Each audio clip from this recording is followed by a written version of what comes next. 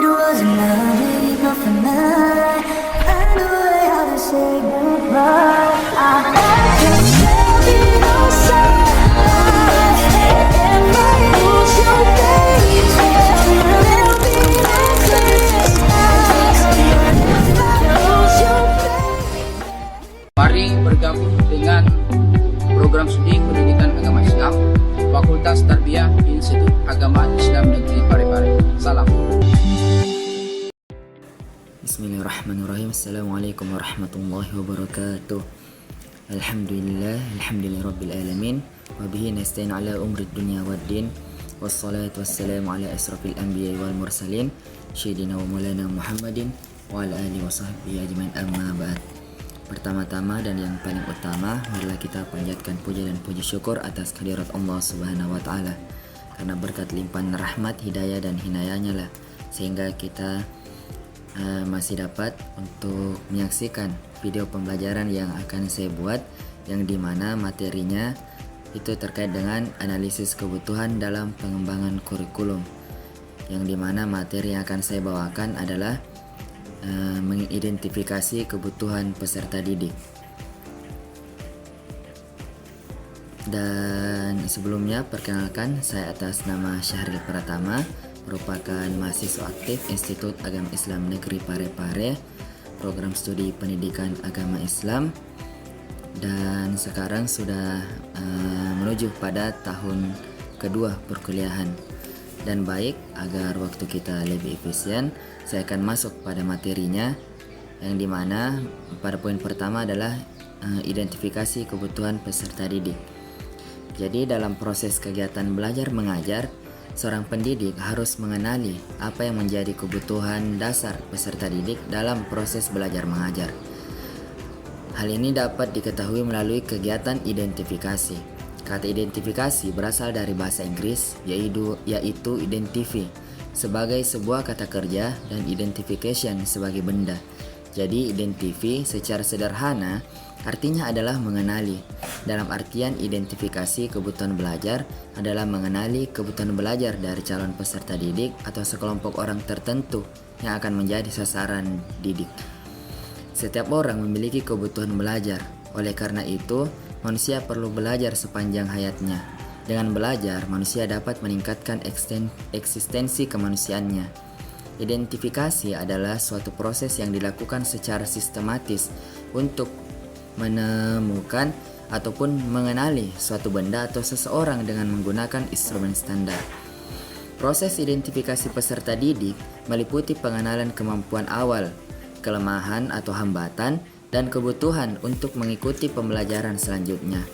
Tujuan identifikasi adalah untuk menghimpun informasi apakah seorang anak mengalami kelainan atau penyimpangan, baik itu secara fisik, intelektual, sosial, emosional, dan lain sebagainya. Hasil identifikasi akan menjadi dasar dalam proses pembelajaran bagi peserta didik yang bersangkutan.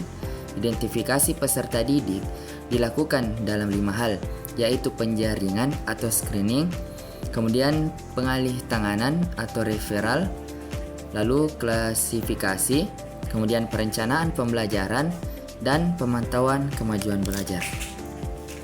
Setiap institusi pendidikan, peserta didik merupakan komponen yang sentral dan merupakan pokok terciptanya kondisi sekolah yang baik. Hal ini membuktikan bahwa betapa pentingnya peserta didik di sekolah.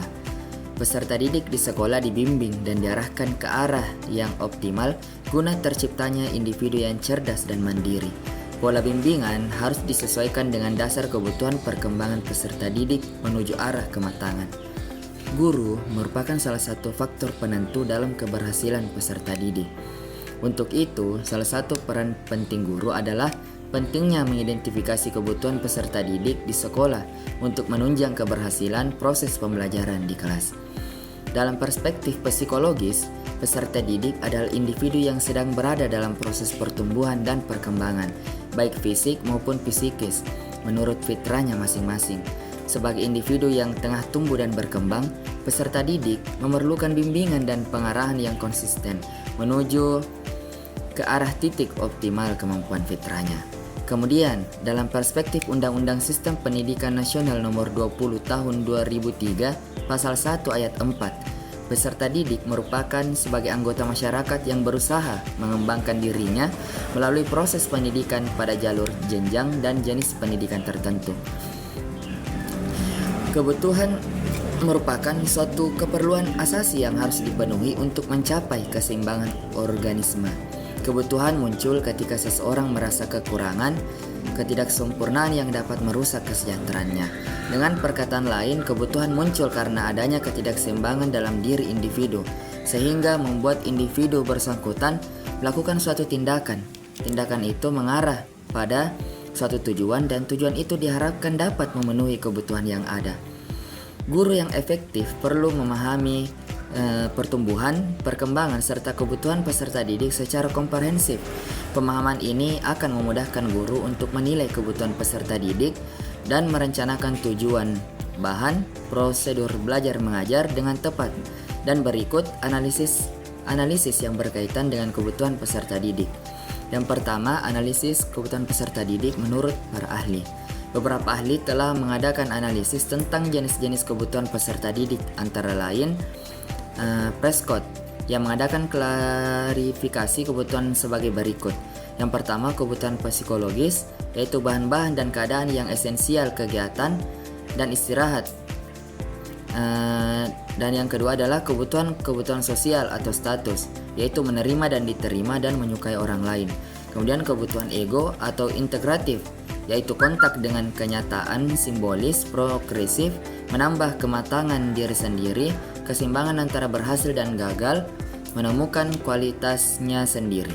Kemudian B, yaitu Maslow, menyatakan bahwa kebutuhan psikologis akan timbul setelah kebutuhan psikologis terpenuhi.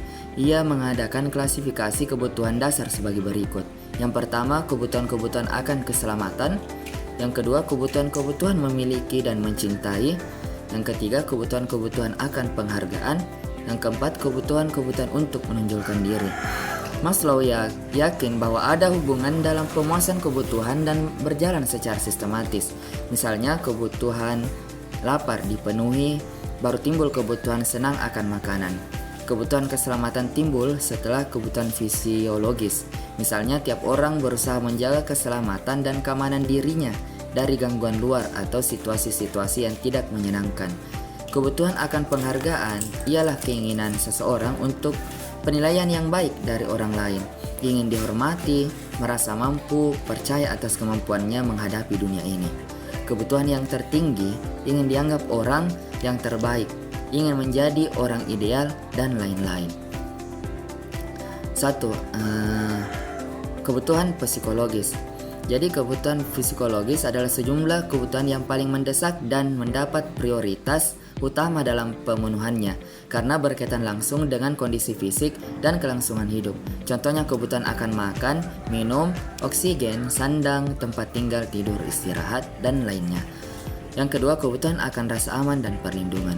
Kebutuhan akan rasa aman merupakan kebutuhan yang mendorong individu untuk memperoleh ketentraman, kepastian dan keteraturan dari lingkungannya, jaminan keamanan, terlindungi dari bahaya dan ancaman penyakit, perang, kemiskinan, dan lainnya. Kebutuhan akan rasa kasih sayang. Kebutuhan akan rasa kasih sayang merupakan yang mendorong individu untuk mengadakan hubungan afeksi atau kaitan emosional dengan orang lain. Menurut Maslow, cinta dan kasih sayang merupakan sesuatu yang hakiki dan sangat berarti bagi manusia, karena ia merupakan prasyarat bagi terwujudnya perasaan yang sehat. Contohnya, kebutuhan akan rasa memiliki dan dimiliki, mencintai dan dicintai, dan kebutuhan akan rasa diakui dan diikutsertakan sebagai anggota kelompok. Yang keempat adalah kebutuhan akan rasa harga diri. Kebutuhan akan rasa harga diri merupakan kebutuhan individu untuk merasa berharga dalam hidupnya. Contohnya, kebutuhan akan penghormatan, penghargaan dari diri sendiri, seperti rasa percaya diri, hasrat untuk memperoleh kompetensi, kekuatan pribadi, adekuasi, kemandirian, dan penghargaan dari orang lain, seperti penghargaan atas apa yang telah dilakukannya, berupa pengakuan, penerimaan, perhatian, kedudukan atau status, pangkat, nama baik, dan sebagainya. Kebutuhan akan aktualisasi diri. Kebutuhan aktualisasi diri merupakan kebutuhan untuk memenuhi dorongan hakiki manusia untuk menjadi orang yang sesuai dengan keinginan dan potensi dirinya. Kebutuhan aktualisasi diri ini merupakan kebutuhan yang tertinggi dan biasanya muncul setelah terpenuhi kebutuhan akan penghargaan dan kasih sayang. Kebutuhan ini diwujudkan dengan jalan membuat segala sesuatu terbaik atau bekerja sebaik-baiknya sesuai dengan bidang masing-masing. Dan demikianlah terkait materi dari identifikasi peserta didik. Dan saya Syahril Pratama pamit undur diri dan mohon maaf bila ada salah kata ataupun hal-hal yang kurang berkenan di hati penonton ataupun teman-teman sekalian. Dan saya akhirnya assalamualaikum warahmatullahi wabarakatuh.